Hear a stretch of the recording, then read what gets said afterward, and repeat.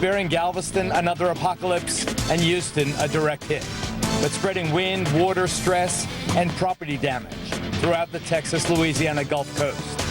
And while questions are being raised about the Texas-sized evacuation in Rita's path, pity poor New Orleans, where parishes just pumped dry, are now flooding again. Port Arthur in Beaumont, Texas took Rita's heaviest blow, for hours enduring a 125-mile-an-hour pounding that ripped at trees, power poles, homes, and businesses that can only be fixed when floodwaters subside.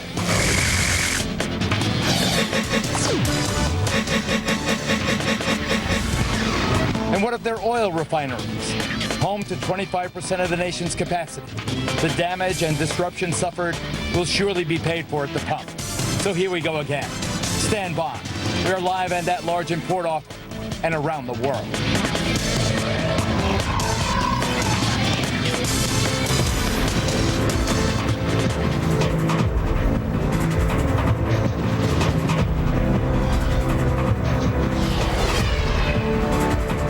Welcome back to Hour 2 of this special report from Hurricane Rita's Ground Zero, Port Arthur, Texas, where the powerful Category 3 storm came storming ashore around 2 o'clock this morning. The eye passing directly overhead about an hour later. Then the wallop we received, the absolute wallop from the second half of the destructive storm, the hurricane that in the wake of Katrina sent tremors of fear and loathing from one end of the Gulf Coast to the other. It has been an incredible 24 hours. Port Arthur has been battered. Beaumont has been battered. Lake Charles, Louisiana has been battered. The cities of Houston and Galveston thankfully spared. Sadly, New Orleans has not been spared.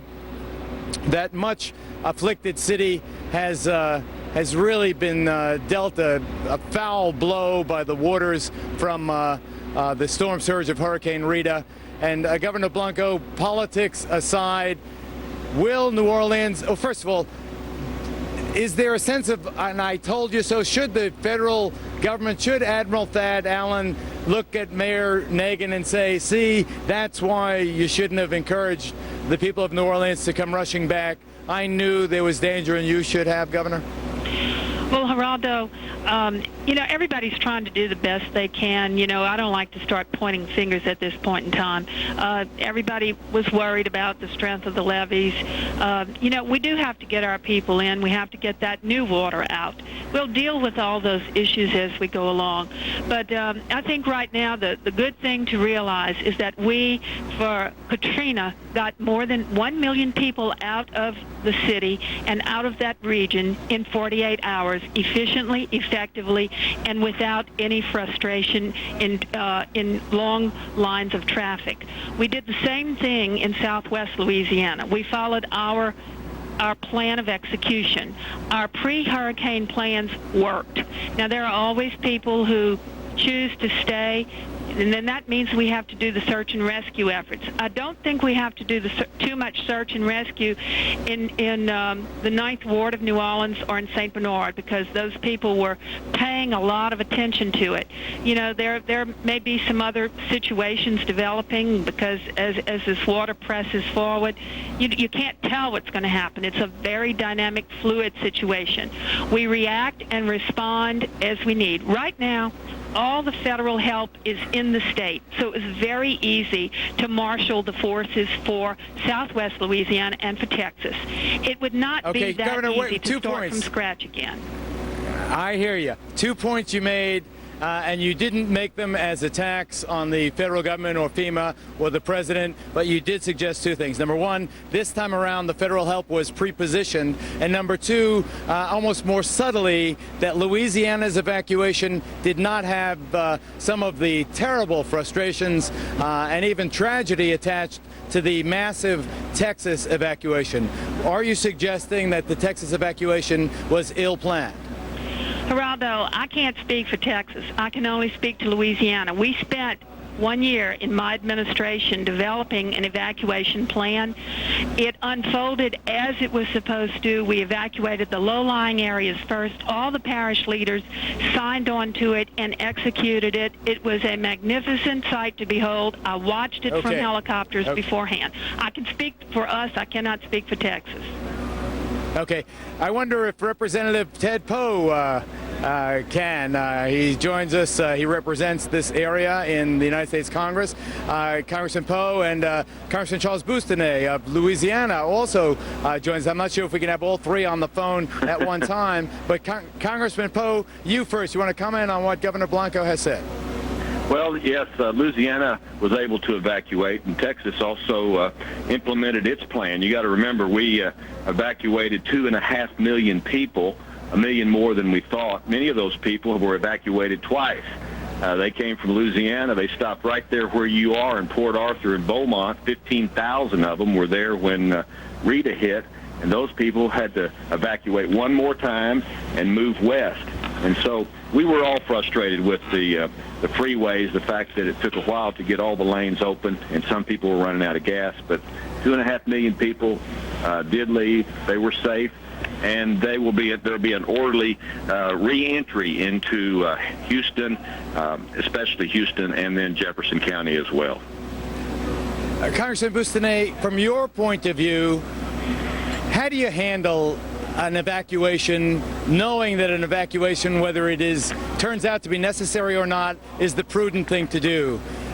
Do you put someone, do you get a czar in charge of evacuations to pre-position fuel, pre-position porta-johns, open up all the lanes? You know, how do you do that, Congressman? Well, what you have to do is pre-plan. You have to have everything set to go. In Louisiana, certainly with the Rita situation, we had a very good plan. Our parish officials had everything worked out very, very well. Let me put it in perspective for you. We also had evacuees from Katrina sitting in our district, so we had to evacuate those people as well as the inhabitants of Lake Charles or Calcasieu Parish, Cameron Parish, Vermilion Parish. It all went very smoothly. And I have to give a lot of credit to the local officials who handled this. They did a tremendous job. Well, let me ask Congressman Boustany a question, because you guys are from one side of the aisle, the governor's from the other side of the aisle. From my point of view, it seems that people who like the Republicans say the Republicans did a good job this time.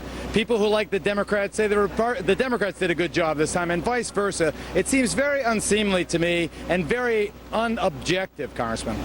Well, Geraldo, natural disasters don't play politics. I have to say a lot of the local... I know that, and that's my point, Congressman. Yeah, and well, that's what I find so dismaying. Yeah, I have to say that local officials, both Democrat and Republican, got together on all this, and we had a tremendous effort ongoing in Calcasieu Parish and Vermilion Parish, Cameron Parish. We managed to get almost everybody out, and it's going to simplify the search and rescue effort, and we're ready to deal with the aftermath. As you know, Lake Charles is devastated. We've got serious flooding there. We've got serious flooding in Cameron Parish, and and here in Port Arthur. Yeah, and also in Vermilion Parish. I flew in a Black Hawk this afternoon over Vermilion Parish, and it's devastating. The tidal surge was unbelievable. It also has potentially damaged a critical piece of energy infrastructure at the Henry Hub, which is where 49% of our natural gas is produced for the country. That's where spot prices and future prices are set for natural gas. Okay. We had a significant leak there, and this is being investigated.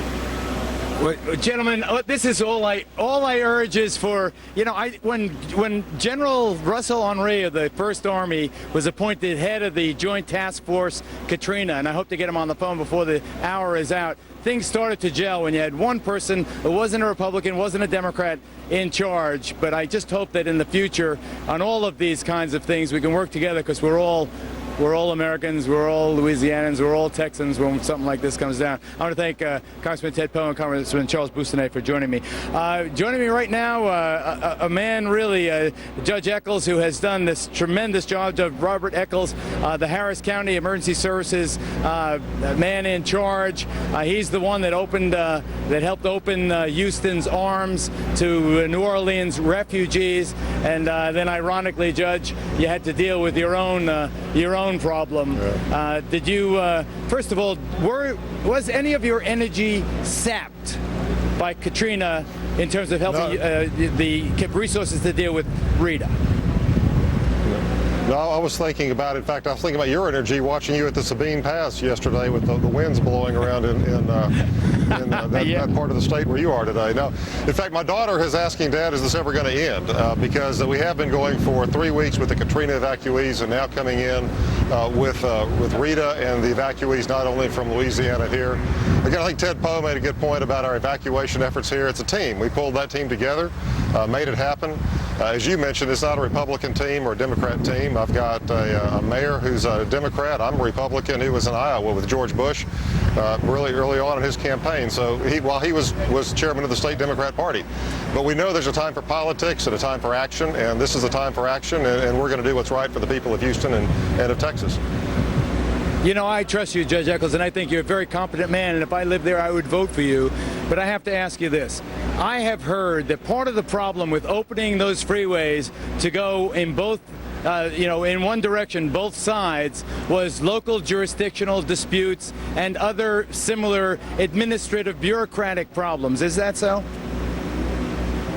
Well, not from the Houston's area. There is no need to really open them from both sides coming from Galveston. The Galveston evacuation may have been a little slow, but it was not appreciably worse, maybe 4 or 5 hours instead of 2 hours during a big holiday weekend. Normally it's about an hour to maybe a little over that on a drive into the city. So the idea is getting out early, and in the end, those folks from the Galveston region, from Harris County, got out pretty well. It was the bottlenecks 100 or 150 miles down the line. And to give Texas credit, when that became apparent, that many more people were evacuating than were originally anticipated or had been ordered to evacuate, people like my wife, who were also stuck. My wife and daughter were stuck in a traffic jam that was 20 or 30 miles long west of Houston because some subcontractor didn't get the word from the state to not be working on the construction. But when the state realized that problem, they were quick to respond. Within a matter of hours, they were able to open the other side of the freeway, get the people moving, and in the end, while we can see that there were problems with some folks on the time they were in that line, there was no one in Galveston that was there when that hurricane would have hit. There was nobody in the flood-prone areas of Houston. The freeways were clear. Folks were either in shelters or off the system, and we would not have had bodies floating in Galveston Bay.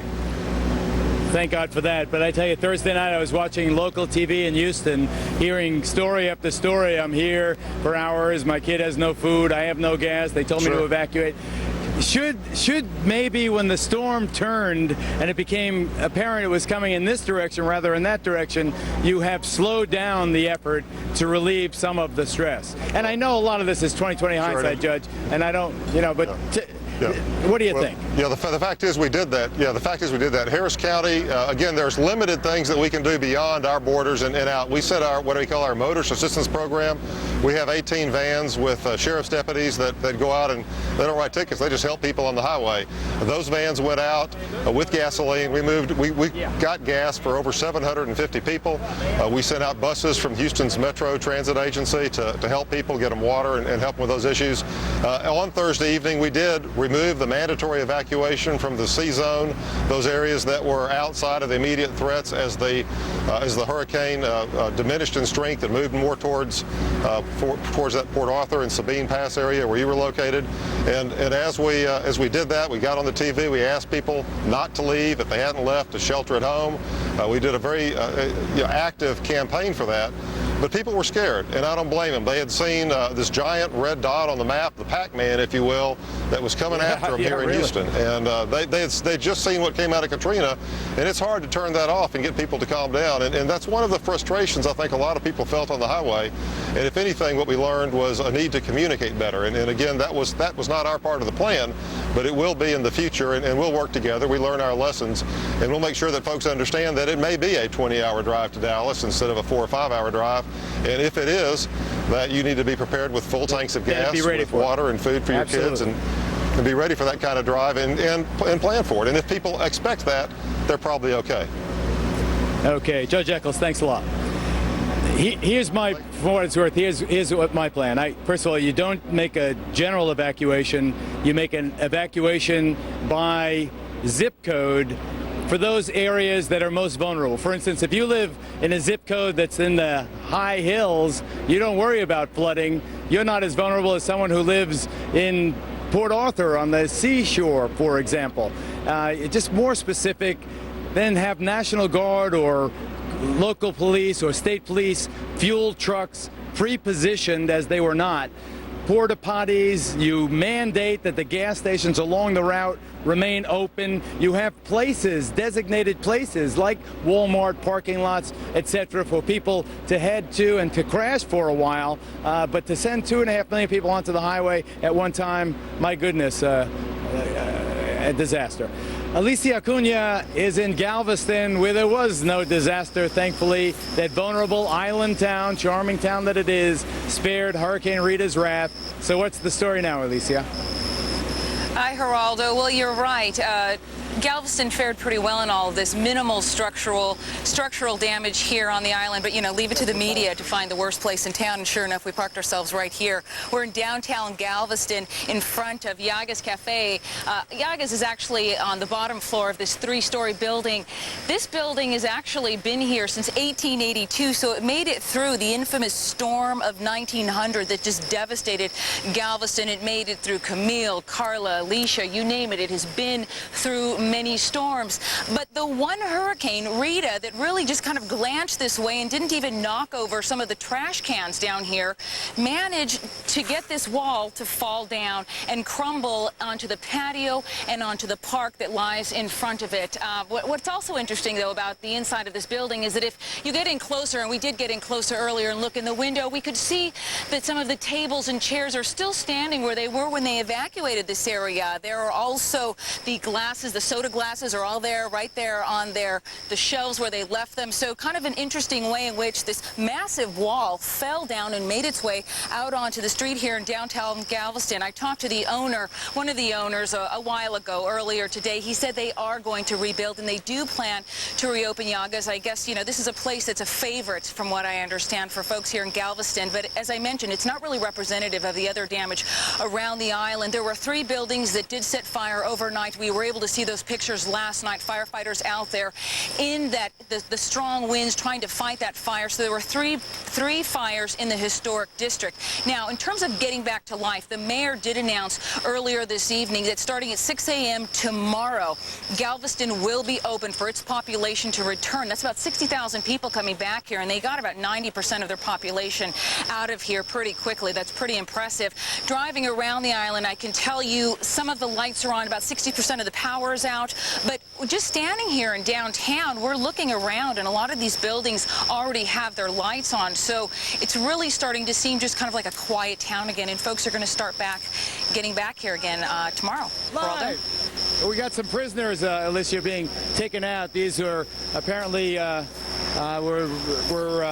looters. The cops are taking them out. They made a makeshift jail here in the Holiday Inn. Sorry, Alicia, to interrupt you, but you know, it was the seedy side of this story. But anyway, I hope that that everything will calm down around here as it is, and it will be in Galveston when everyone repopulates beginning at 6 o'clock tomorrow. I hope there's not a huge traffic jam coming back in to that city, but you never know. So things are happening around here in Port Arthur for sure. I don't know where they're taking those prisoners, but we'll check. I want you now to meet, you know, in TV you say a lot, the person's a friend of mine, even though you only met him a couple of times. This guy really is a friend of mine. He's a wonderful man. He runs Feed the Children. I met him when the Oklahoma McAllister, where is that building?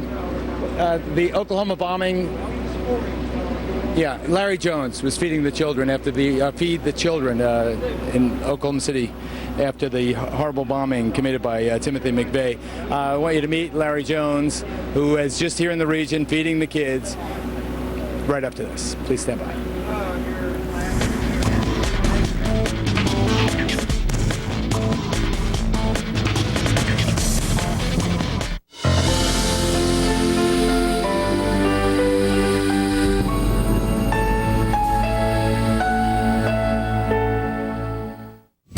Paper.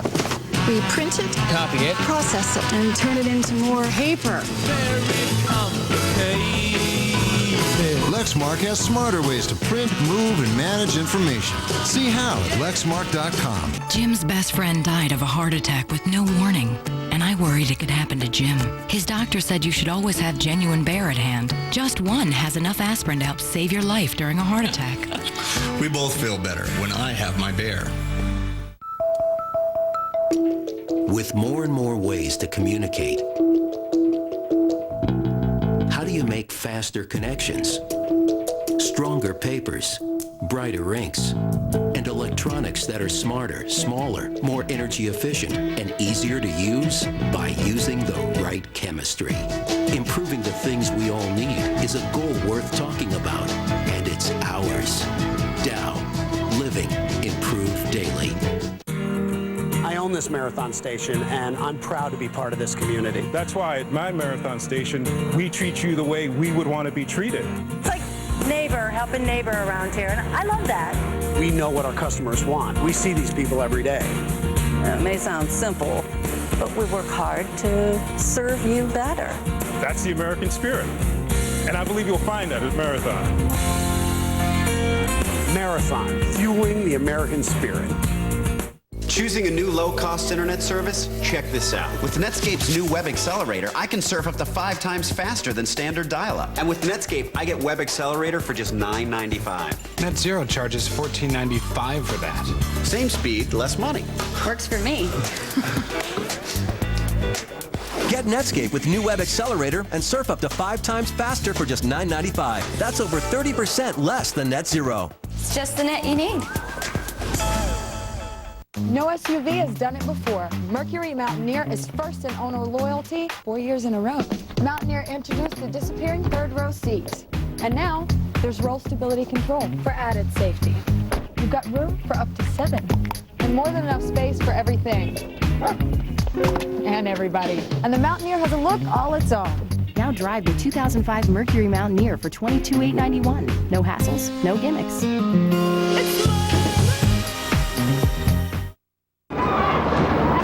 Freezer's on the fritz, boss. All the ice is melting. Hey, boss!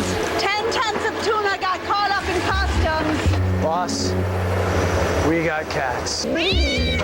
Small business owners have enough challenges. High-speed internet shouldn't be one of them. As a broadband leader, Comcast delivers speeds up to 7 megs with advanced security features and 24/7 support. It's one thing you can count on. IRS, line 1.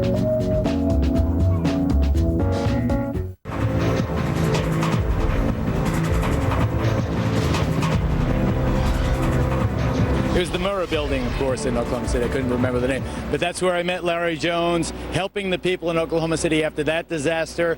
Later, we became fast friends. Larry brought food to the deprived children in the Harlem, New York area. We went to Bosnia and Croatia together during that violence where he was helping out there. And Larry, Feed the Children, an organization that I feel from the bottom of my heart is honest, efficient, and thoroughly worthy of your compassion, has just returned from New Orleans. And Larry, what'd you see and what'd you do? Welcome, House Francis. How you doing? I'm doing fine, Geraldo. It's good to see you again. I wish I was there with you. We've been in Mississippi. I've been there on 2 different occasions since Katrina. I think the thing we really need to point out is prior to Katrina or Rita, Feed the Children was helping a number of the poor people in those areas. As you probably know, 214,000 people lost their jobs because of Katrina, and the best way I can say it is that it's raining on those who are already wet. Feed the Children has sent in 333 truckloads of food, water, new clothing, personal care items, and we're working feverishly to meet so many needs in the area that's been hit not only by Katrina, but also by Rita. You know, Larry, you'd be a great head of FEMA. You would be a great head of FEMA. That's what you need, a person with energy, you know, a focus on the job.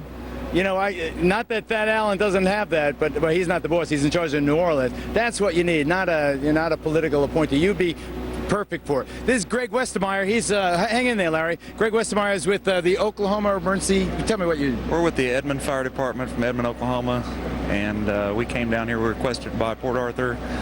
You were requested. How'd they know you existed even? Have you done business with them before? We've not done business with them. We just allowed them to know what resources are available to us, and they requested us to come down, and we want to come down and be of as much assistance as we possibly can. And so what did you bring down? What expertise? We have an 11-person task force with us. We have 4 SWAT team members from our Edmond Police Department embedded in our team. We have 2 paramedics, 6 technical rescue specialists, wow, and a heavy equipment operator that operates a Bobcat skid loader. Quick question before I go back to Larry Jones. Is Admiral Duncan there? Do you ever? Oh, I'm sorry. Hang on. We have United States Coast Guard Admiral Robert Duncan also with us. He's in charge of search and rescue as well. Admiral, thank you very much. I didn't know you were there. Thank you very much for joining us. I saw some Coast Guard choppers overhead today here in Port Arthur. I know how busy you've been down in New Orleans. What's your basic task right now, sir? Well, Geraldo, let me tell you, I'm not real pleased to be talking to you so soon after yet another disaster. You've covered this, and you know there's basic suffering, human suffering in the Gulf Coast tonight, and I just want to express the sympathy of the men and women of the U.S. Coast Guard. We're working hard to provide some relief with a lot of other people to people who are suffering really significant hardship tonight. Our first focus, of course, has been search and rescue, and in that area, I'm not surprised that you've seen a Coast Guard helicopter or two. We've pulled about 75 people out of the Louisiana parishes that have been hit, and somewhere in the neighborhood of 35 or so from the Texas counties, including 8 dogs and 1 medevac. At the same time, we're looking to restore the infrastructure. You, of course, are well familiar with the oil and gas infrastructure in this area. We have checked with the operators of those. We've overflown those. We've seen no anomalies, and at this point, we believe that it's in good shape. As we get into the area and check more with technicians that can give us better information, I think we'll get better details. But right now, we believe that the oil infrastructure is unimpaired.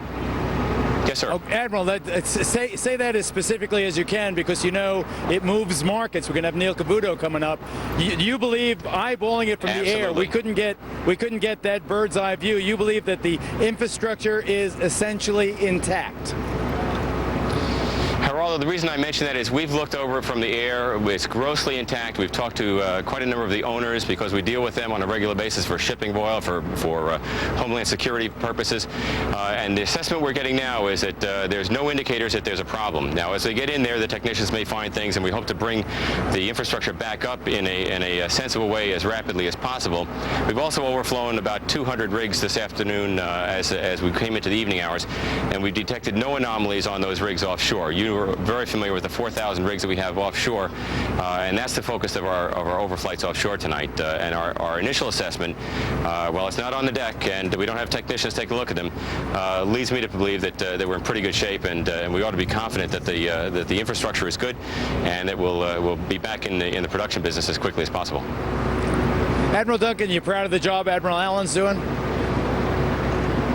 Oh, absolutely. Admiral Allen's an old friend. He's a great executive and a natural leader. I think he's just the right guy to take on a very daunting problem, and I think he's done a great job with it.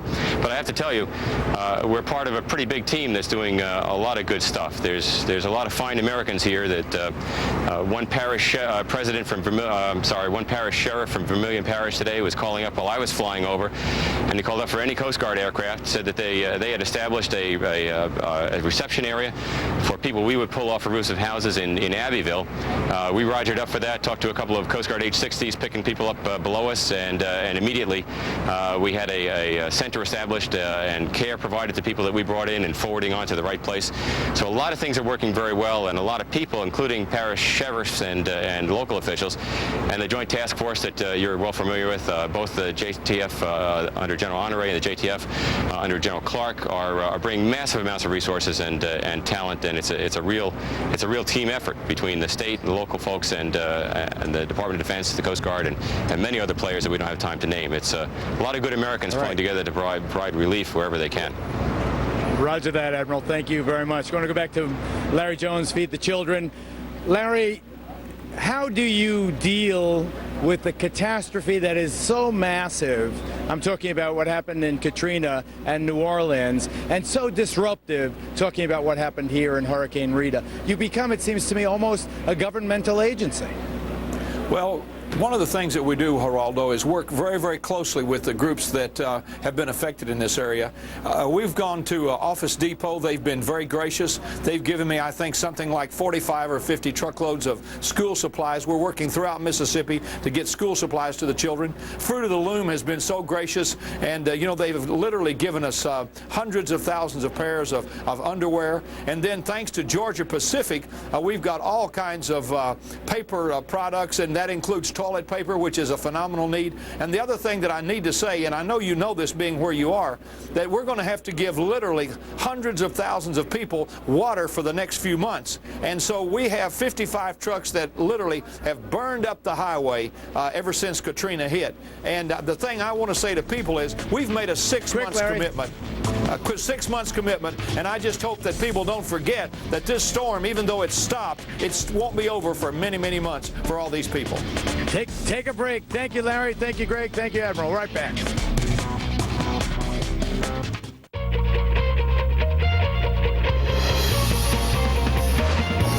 Introducing the 300 horsepower Acura RL. With voice-activated technology and super handling all-wheel drive, power can be shifted front to rear, side to side, and while cornering, the outside rear wheel is accelerated for dramatically improved handling in all weather conditions. The all-new Acura RL. How many days is 3 weeks? 21. Won't you miss your room? A little bit. Won't you miss Rocky? You know what I'm gonna miss the most? What? This face.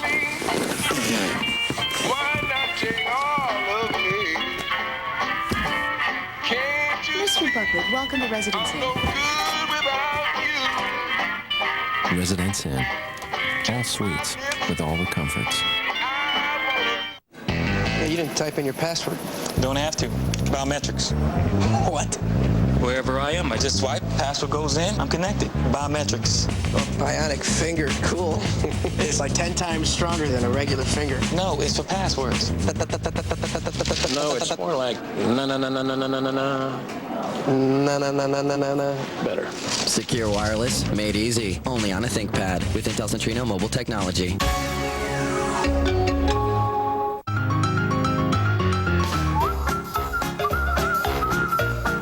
Wait, did you see that? Go back. Clearly, that woman is trying to get more fiber and calcium in her diet. Now, it's so much easier with new Metamucil capsules plus calcium. Metamucil fiber for regularity, plus as much calcium as an 8-ounce glass of milk for strong bones to help prevent osteoporosis. Metamucil capsules plus calcium. Stay regular, stay strong. This is Paul. Hello, guys, found the house. He backtests moving averages differently than Raj, who drags and drops nothing like Anne, who trades options a lot more often than Hal, who places conditional orders differently than George, who celebrates in his own special way. And thanks to Fidelity Active Trader Services, they all get power, price, service, no compromises. Let's go. Trading with Fidelity. Smart move.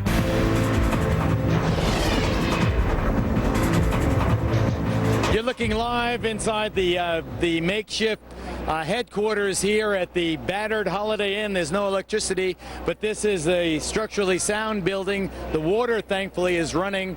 This is where all the various agencies, and there are many of them, have gathered to try and sort out the aftermath and the reaction to it from Hurricane Rita. It really is impressive in its scope. It is amazing how many agencies, local, state, out of town, and federal, who are here. Military, law enforcement, the National Guard has been delivering fuel here. It really is a massive effort. It's almost as if it is an organic thing that has grown up here in the Holiday Inn in Port Arthur, the very place where last night we weathered that ferocious storm that came roaring through here, the eye passing really right over that palm tree right here in the hotel. The reason, in a sense, aside from the shrimping and the lovely location for Port Arthur, is the oil industry. Up in Beaumont is where that first gusher happened. I think it was 1905. That really heralded in the era of the petrochemical industry in the United States of America. This is the heart and soul of it. And as Port Arthur, Beaumont, Lake Charles, as this Golden Triangle goes, so goes the price that you pay at the pump in many respects, in many regards. Julie Kurtz, our colleague in Washington, D.C., joins us right now. Julie, set up the significance of what a storm potentially could do and what this one did and how it affects consumers at home, if you would. You know, Geraldo, as you've seen for yourself there, the bottom line is this could have been a lot worse, but the impact of Hurricane Rita will be felt nationwide when we fill up at the gas station in the days ahead. So get ready, everyone. The oil refineries in the Gulf Coast are built to withstand winds from a Category 5 hurricane, and they were not wiped out by Rita, but more than a dozen refineries, about 20 in the Gulf, shut down before this hurricane. Just when they will restart depends on two factors now: the extent of the flooding around the refineries and when power can be restored. The sooner those oil companies can get their crews to the refineries, the sooner, of course, they can restart. This could take days or maybe even weeks. Also, several pipelines carrying oil and fuel to the east and the Midwest are shut down. One company, Explorer Pipeline, said late today they may restart the operation there as early as Monday, so that's good news. Refineries from Corpus Christi, Texas to Lake Charles, Louisiana make up about 29% of the U.S. fuel-making capacity. The hurricane shutdowns mean a loss of around 3.3 million barrels a day. That is leading an analyst here to predict that gas prices could rise to $4 or $5 a gallon for a while anyway. As for heating oil supplies in the Northeast, it's still too early to predict, Geraldo. Mid-Atlantic and New England residents should have adequate supplies if production resumes quickly, but that's the big question. Back to you. Julie Kurtz in D.C., thank you very much. Neil Cavuto joins us now, the one and only Neil Cavuto, the most watched business correspondent on television anywhere on the planet. Now joins us, and when he speaks, we listen. That's pretty true. How you doing, buddy? If it wasn't, it's close enough. How are you, and how's the oil industry? Well, you know, Julie mentioned a good report. The question here is when this oil gets to the market. There's no doubt there, as Julie indicated, that the damage was not nearly as severe as earlier thought. In fact, it's interesting to point out, Geraldo, last week when we were getting indications that Rita was moving down first from a 5 to a 4 and then a 3, that category shuffle down, if you will, led to a run-up in stocks and a run down in oil prices. In fact, oil over the last couple of trading days had given up about $3 a barrel. Now, it's still very heady at about $64.10 a barrel, and we're still looking at roughly $3 gasoline. So let's face it, we are not in or out of the woods, but I think the fear was that had this been much worse, we could have gone much higher.